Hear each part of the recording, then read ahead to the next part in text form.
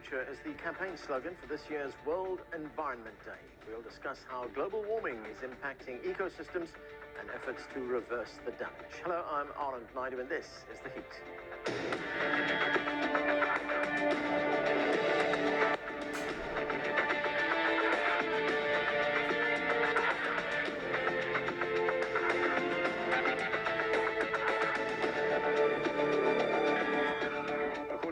United Nations Convention to Combat Desertification, up to 40% of the Earth's land is degraded and directly affects half the world's population. Vital ecosystems are under threat because of severe droughts and rising temperatures. That's why on this World Environment Day, the UN is calling for a global movement to restore lands, combat drought, and halt desertification. For more, let's bring in our panel. Joining us from Rotterdam, Netherlands, is Michael Shank. He's the Director of Engagement with the Carbon Neutral Cities Alliance and an adjunct professor of sustainable development at New York University. From Seattle, Yixing is the former research director at Breakthrough Energy.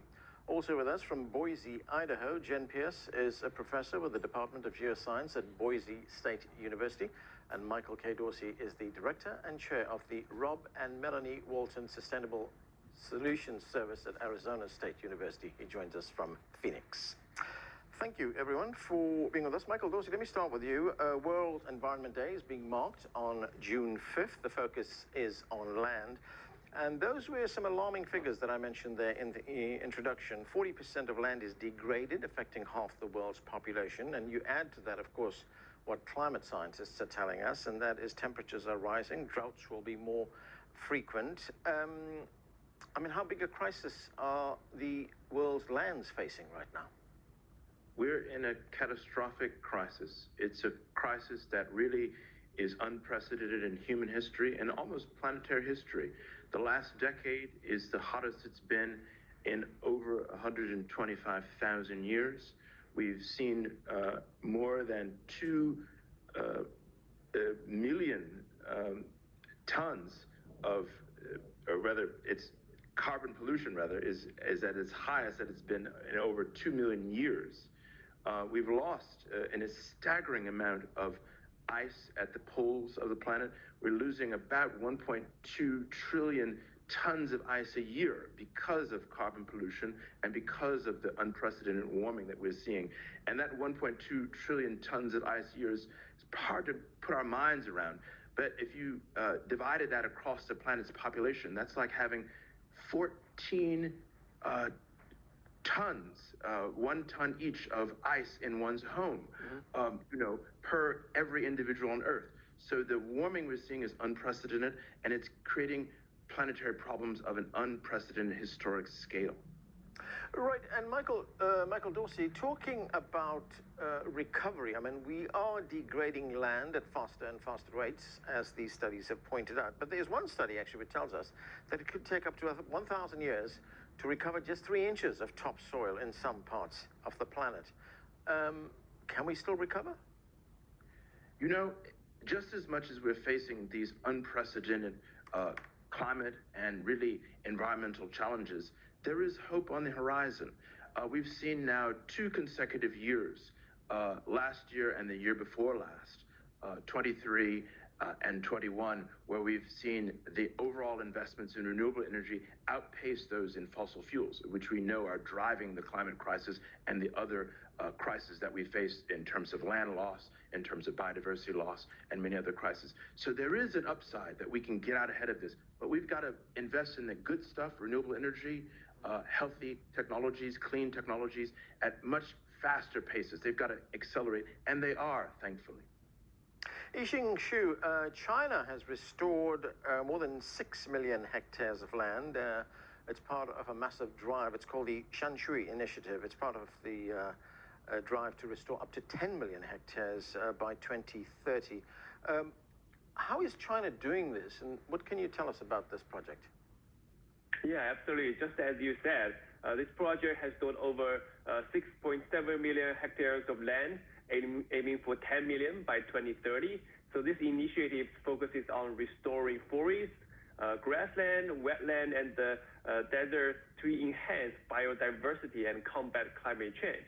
And the key achievements include significant increases in vegetation coverage, water conservation, and improvements in air quality. So this effort showcased China's commitment to ecological conservation and sustainable development. So China has been doing pretty massive and positive project in this area.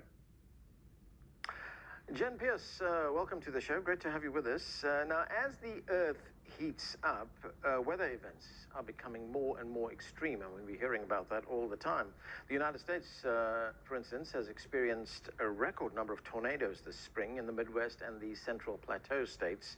More than 500 tornadoes were experienced in May, and some of these tornadoes are rated at EF2, which means that there are winds of more than 178 kilometers per hour, or even higher in some instances. And scientists are now warning that these kind of extreme weather events could get even worse as the atmosphere heats up. Is the U.S. prepared? The short answer is no. My main area of expertise is in wildfires. Human-caused climate change, prior studies by Botziglu and Williams and others demonstrate that human-caused climate change has caused over half of the documented increases in fuel aridity and doubled the cumulative forest fire area. So between these extreme events from tornadoes, hurricanes, wildfires, droughts, and floods, we have a lot to prepare for.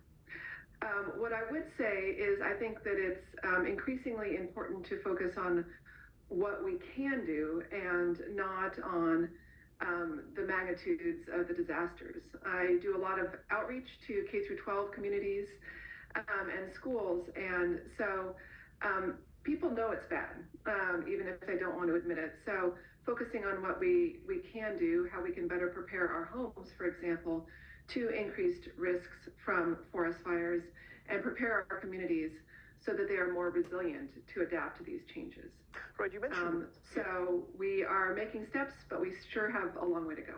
Yeah, you mentioned wildfires, and there is one part of the country, California, where there have been increasing numbers of wildfires. Why is that taking place, particularly in California? Well, there's a couple reasons. First, for our higher elevation, cooler, wetter forests, those forests typically had been too wet to burn.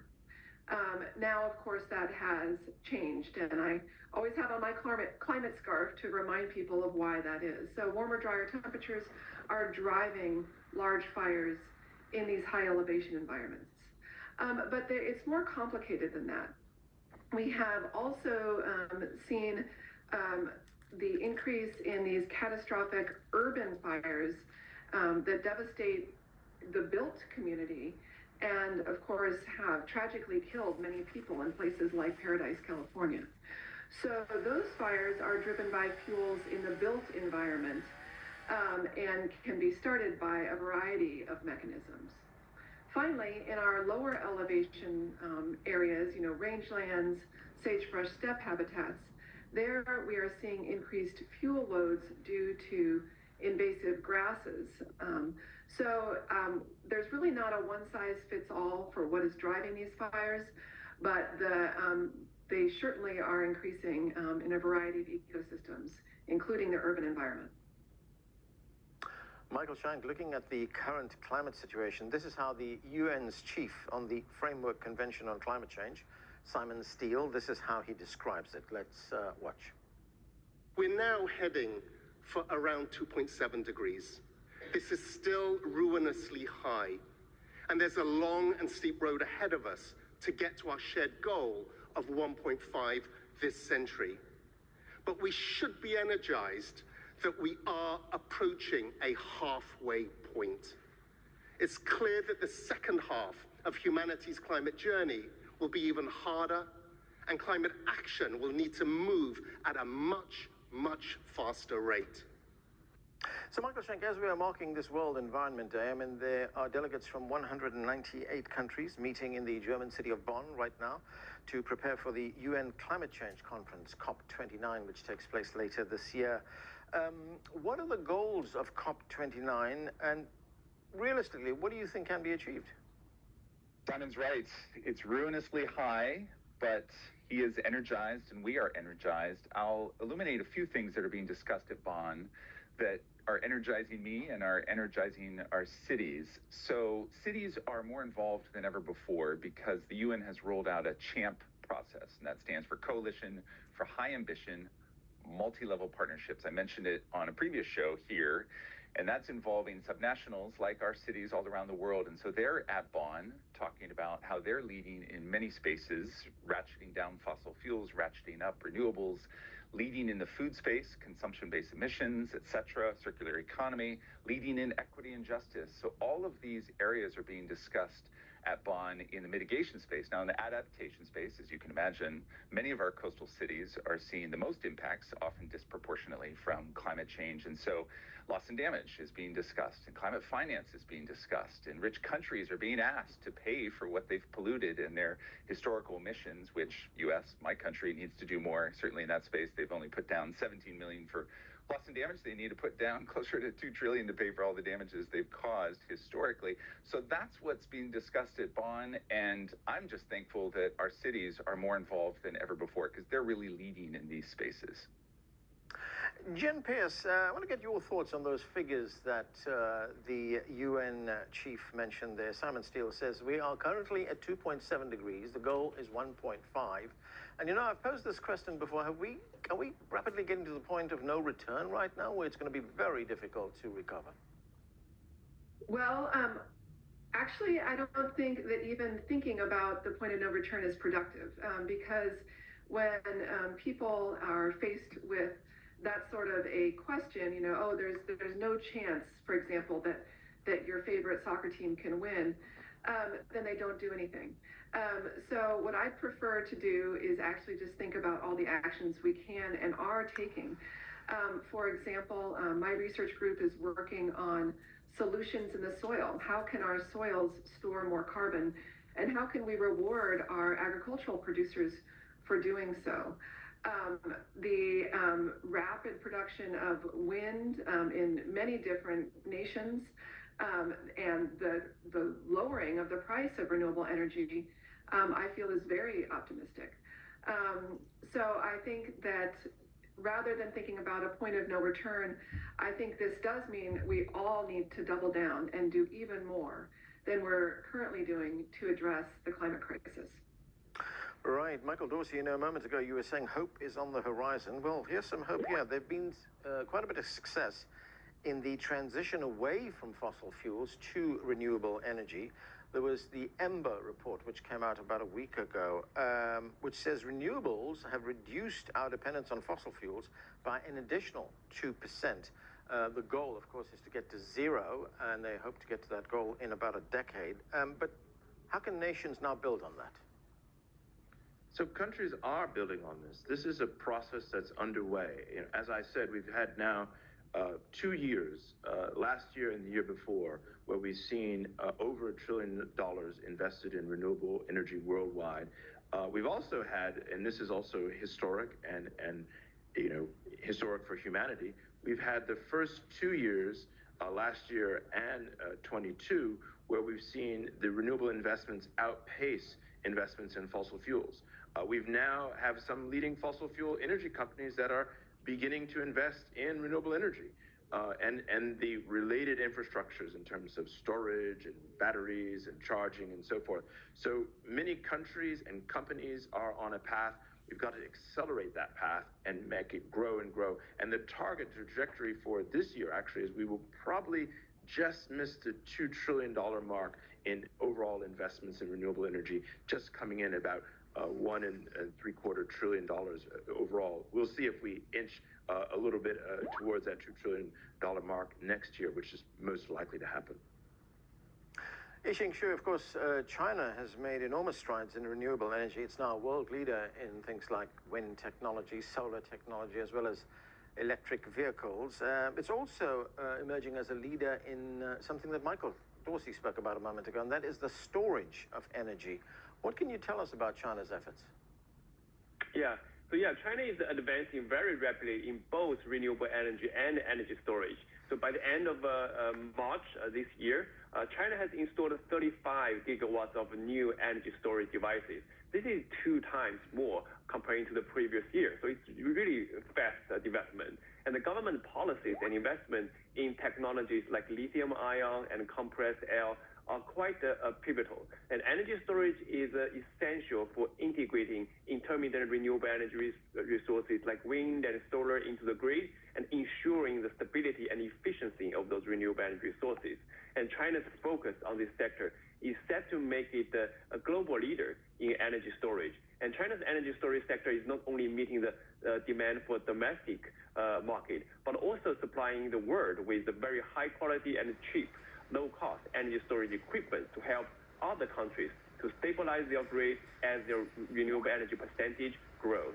And energy storage could also help with the peak shaving, frequency regulation, faster response, and flexible dispatch. So it is really actively supporting the grid side and the operation side. So this is another huge contribution from China in the fight against the climate change. Michael Shank, another major challenge is the availability of water. And I was looking at one report, which was in the Washington Post. It says that Mexico City, one of the biggest cities in the world, with a population of 22 million, could soon see water shortages. And when I say soon, they're talking about the end of this month. The Washington Post piece says that the city gets up to a quarter of its water from a system that is rapidly drying up. How serious is this? It's very serious. So many cities around the world are running out of water, whether it's Sao Paulo or Cape Town or Sana, now Mexico City. These cities are seeing serious threats to their water security and their water supply. This will be an issue for forever, for the future, and will create massive displacement and migration. I'm in a city right now, Rotterdam, which is dealing with a different kind of water management issue, a different kind of water security issue, a different kind of water diplomacy issue, and they have led the world in managing their water because with warmer air, warmer moisture, we get heavier downpours, torrential rains, and so managing water, both the lack of it and the abundant amount of it that comes with torrential downpours, is the task of every city going forward. And so Rotterdam has led globally, as I mentioned, cities and countries as close as Copenhagen and as far as Singapore have come here to see how Rotterdam does it, whether it's the greening of their roofs, thousands of roofs here that are green to manage those heavy downpours, to the removal of concrete bricks and pavers and anything that's impervious so that nature-based solutions can help this water crisis, both in the lack of it, the insecurity of it, and the abundance of it with more and heavier torrential downpours. So this is very much a crisis for cities and is priority number one for a lot of our urban areas. Yeah, interesting. You mentioned those efforts that are being made by Rotterdam there to become what it says it wants to be, which is, it says it wants to be climate-proof by 2025. It's also, of course, a city that's very vulnerable to flooding. I mean, is that goal on track, 2025? Yeah, so they went out early in thinking about all the impacts from sea level rise, storm surge, et cetera, including droughts to the rivers, because this is Europe's biggest port. And so the economy is dependent upon Rotterdam being climate proof in all the ways. So not only the green roofs that I mentioned, not only the removal of concrete pavers and bricks, et cetera, to make for more permeable response to those heavier downpours, but also tidal parks, taking industrial areas and creating parks out of them and playgrounds that can account for flooding when it does see those torrential downpours because the air is warmer and it's holding more moisture as a result. So cities are learning from Rotterdam's leadership in this space. And yes, according to all projections, Rotterdam's somewhat safe for the next couple decades, but we also don't know what's going to happen with climate impacts and compounding impacts. So the need for cities to buttress up and become more resilient in terms of their infrastructure is priority number one. Michael Dorsey, the heat dome is moving, we hear, from Mexico into the United States. We look at Phoenix in Arizona. It's seen sustained temperatures in the lower 40s Celsius. And there was a study done by Arizona University and 2 other universities which looked at how cities would fare if there is just a 3-day blackout. And Phoenix, which has a population of 800,000 people, could see 13,000 people die in this kind of extreme heat scenario. I mean, is there a recognition, do you think, in the United States, and particularly in a state like Arizona, of how serious this is? There absolutely is. There's certainly one in Arizona, where I'm based right now. There's one really across I think the U.S., but also across many countries around the world, just as Dr. Shank was saying. Right now, just this week, we're looking at roughly being about 15 to 20 degrees above average temperature in Phoenix. That's going to have huge consequences, even without the threat of a blackout. When we see things like loss of power and high excess heat, that has huge implications for those on the margins of society, the elderly, young, those that are displaced, those that have lower quality housing. We also see huge impacts for those that have resources. So this is a threat that will certainly disproportionately harm those on the margins more, but really is set up to really inconvenience and harm many, many people in this state and others that are facing these extreme temperatures and extreme catastrophic weather events. Jen Pierce, more than half the world's population live in cities, and it's estimated that by 2050, this is an estimation made by the United Nations, that 2.5 billion people will live in cities, and cities consume 75% of the world's resources. They produce half its global waste and generate 60% of greenhouse gases. How can the cities of the future mitigate this? That's a great question. I'd say we want to look at the low-hanging fruit. So efficiency, for example. There are great strides in building efficiency that are already on the table. These are not technologies of the future. So increasing building efficiencies, I would say, would be certainly a low-hanging fruit. I really think these other examples that, for example, Michael brought up in Rotterdam, there are cities that are leading the way in how we can create these green spaces. Michael Dorsey, referred to the folks in our warmer areas, Phoenix, for example, where we are going to see a disproportionate number of marginalized communities affected by heat, drought, flooding, all of these impacts. So we do have an opportunity to address those in cities in ways that I think can be quite creative and sustainable. Rethinking our infrastructure in terms of our transportation infrastructure in the Western United States would be a big one. Here in the Western United States, most everyone drives everywhere. How can we rethink that? How can we implement, for example, new technologies, solar on roads, to help mitigate those impacts?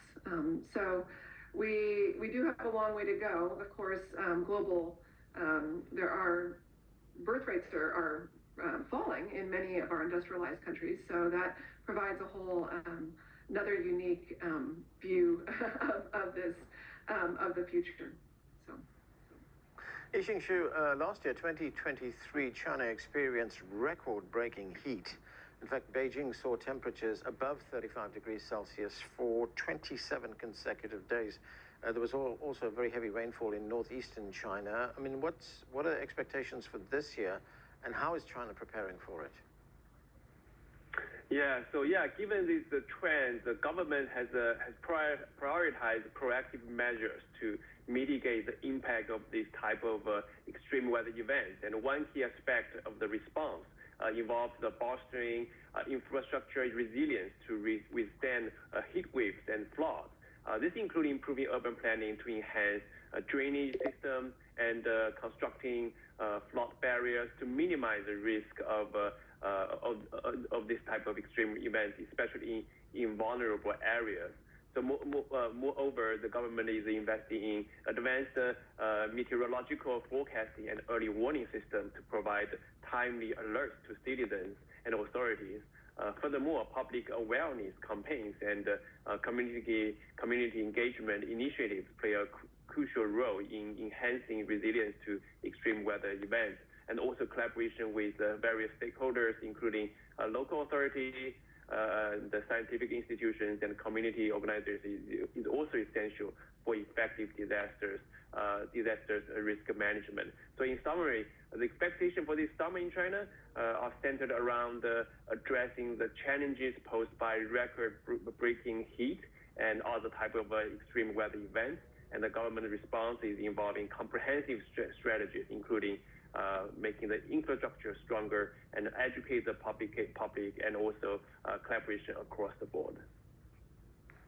Michael Shank, we talk very often about the measures that various people, organizations, countries, the UN is taking to combat the impact of climate change. But if we take a broader look at this, do you think it's also time for governments to take a hard look at some of the root causes of this, some of the broader issues, like this current economic model that we have in the world right now, which calls for infinite growth? And inherent in all of that is, of course, is massive resource exploitation and the production of increasing amounts of waste. I mean, are things like that ever considered? Thankfully, we're finally landing in this space, and I appreciate you asking the big questions here at the end of the conversation, too. The things that are obvious are cars, power plants, waste. That's the obvious stuff. That's the low-hanging fruit. The harder stuff is food, fashion, family planning, buildings, embodied carbon, the stuff that people don't see as obviously connected to pollution. Now, thankfully in cities, I'll come back to cities again here because they're leading in things like circular economy and regenerative, fill in the blank, regenerative ag, regenerative economies, etc. So we are slowly but surely introducing new models of how to consume in ways that we don't waste. We make use of every piece of the puzzle that we're producing. So thankfully, these new ideas, new languages are circulating again around circular economy, regenerative, fill in the blank, you name it.